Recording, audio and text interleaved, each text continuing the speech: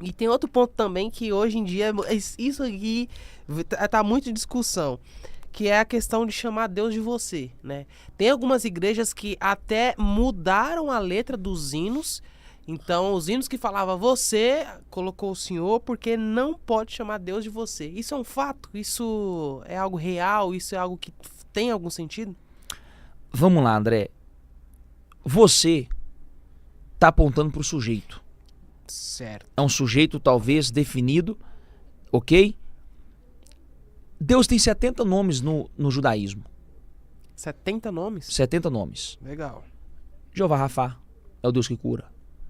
Jeová Jireh é o Deus que provê. Jeová Shalom é o Deus da paz. Enfim, El Shaddai, Adonai, Jeová Nissi. Jeová Nissi, Jeová Tsidkenu. Cada hora que a gente invoca um nome, Deus sabe, tá falando comigo. Você sabia que a palavra Deus é grega? Que vem de Zeus? A palavra Deus vem de Zeus, por influência grega.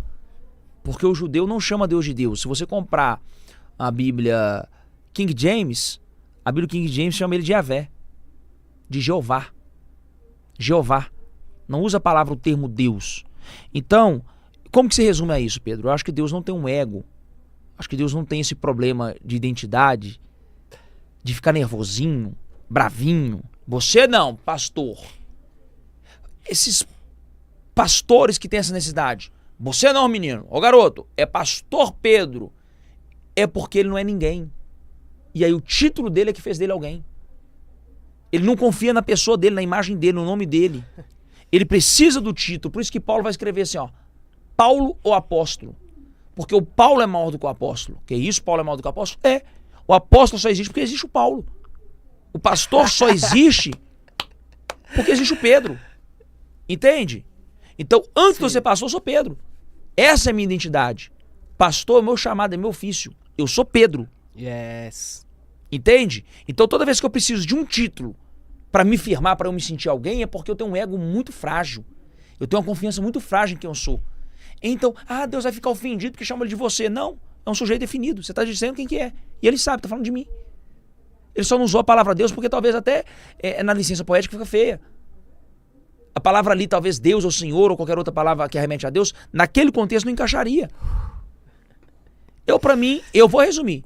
Pra mim, é ignorância da ignorância. Só isso. É ignorância, né? Pra mim é ignorância. Um outro ponto também que é muito comentado é a questão da mulher ser pastora. E isso dá o que falar. Tem muita gente que fala, não, a Bíblia não autoriza, a mulher não pode ser pastora. Qual que é a sua visão diante disso? Então, primeiro que tem coisas na Bíblia que era da época. A gente não pode trazer tudo pro dia de hoje, esquecendo questão cultural. Sim. Certo? Questões da época. Então, o que é pastor? Pastor é quem apacenta. Pastor é quem cuida. Pastor, ele não poderia ser um título. Pastor é uma vocação. A gente pega pastor e coloca ele acima de qualquer coisa. Sim ou não? Parece que hoje só existe pastor. Parece que você só é alguém dentro da igreja religiosa se você for pastor. O evangelista acabou. O presbítero acabou. O presbítero acabou. Você entende? O diácono. O diácono era alguém que tinha um cargo muito importante, muito relevante. Deixava tudo pronto, tudo preparado para os apóstolos poderem fluir no Espírito, na palavra, nos ensinos. Entende? Os diáconos eram auxiliares muito direto ali. Eles estavam todo dia com os apóstolos. Entende? Os presbíteros, muitas vezes, é eles que cuidavam da igreja. Você pouco vai ver Paulo se referindo a alguém como pastor. Ele pede o pastoreio, mas ele não se refere às pessoas como pastor. Como pastor. Ele pede o pastoreio, porque o pastoreio é cuidado. Então, se uma mulher sabe cuidar de outra mulher, ela é uma pastora. Se uma mulher está cuidando espiritualmente de crianças, ela é uma pastora. Se uma mulher está ajudando a criar uma cultura masculina de honra, de respeito, de integridade entre os homens, ela pastoreou aquele rebanho, ela ensinou aquele rebanho as coisas de Deus. Então, pra mim, nada mais do que época. Mas você tem que ser fiel a tudo que está na Bíblia. Então, meu amigo, se a gente for ser fiel a tudo que está na Bíblia, nós vamos ter que questionar muita coisa. Vamos começar pelo culto no domingo. Então, tira o culto do domingo. Boa. Verdade. Quem que colocou na Bíblia que o culto é domingo? Se Deus mandou guardar o sábado. Sim. Mas eu não sou judeu. Então, pronto. Então, se você não é judeu, por que você está usando o Antigo Testamento? Você está vendo que a gente embola tudo, a gente mistura tudo. Aí, o que pra mim é útil, dentro da minha crença, eu defendo com o dente. Mas aí quando Pedro que usa um outro texto bíblico, não, mas aí tem uma explicação gigantesca pra provar que não.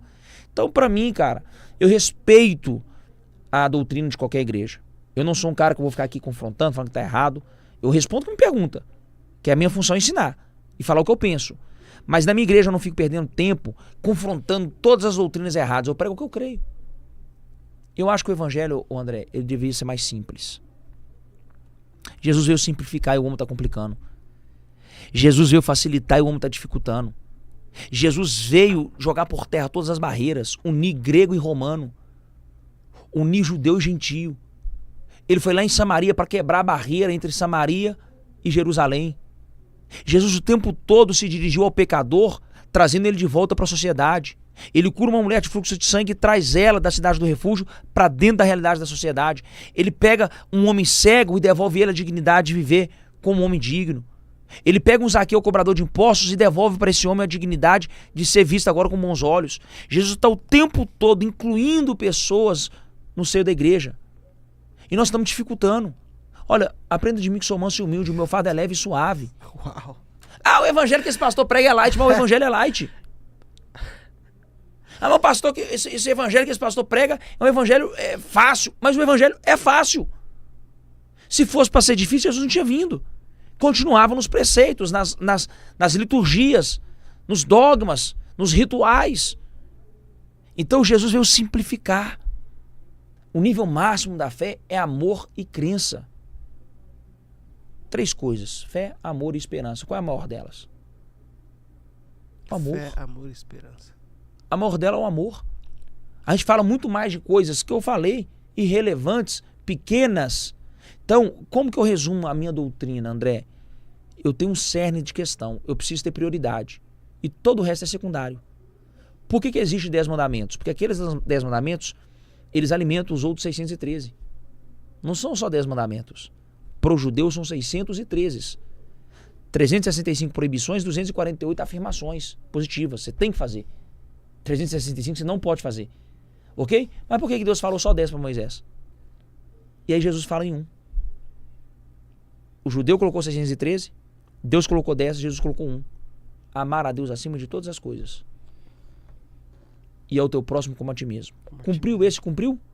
Todos. Vamos lá? Quem ama mente? Não. Quem ama rouba? Não. Quem ama de verdade trai? Não. Quem ama de verdade deseja o mal? Jamais. Inveja o que é do outro? Jamais. Então pronto, foca no amor. O amor. Desenvolva o amor. Amadureça o amor, que tem coisa que já está embutida. Consequentemente, você vai deixar de fazer outras coisas.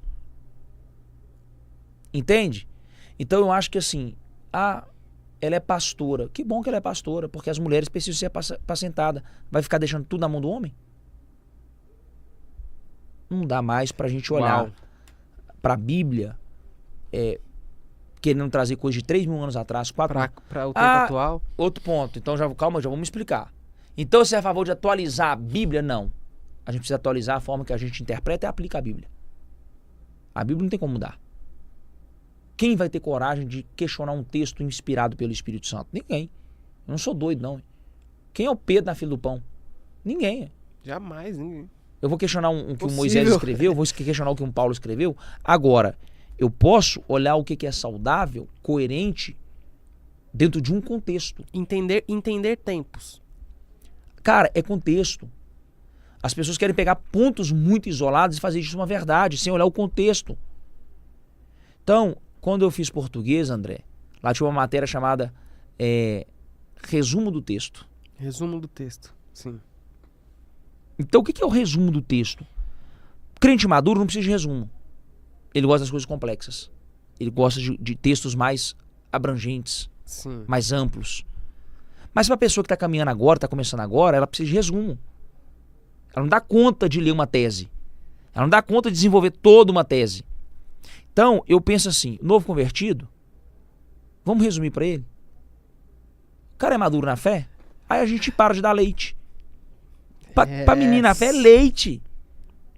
Deixa ele chegar, deixa ele estar perto. Ele vai amadurecendo, ele mesmo vai entender conceitos. Uau. Ele mesmo vai desenvolver a fé dele. Ele mesmo vai desenvolver. Claro. Ele mesmo.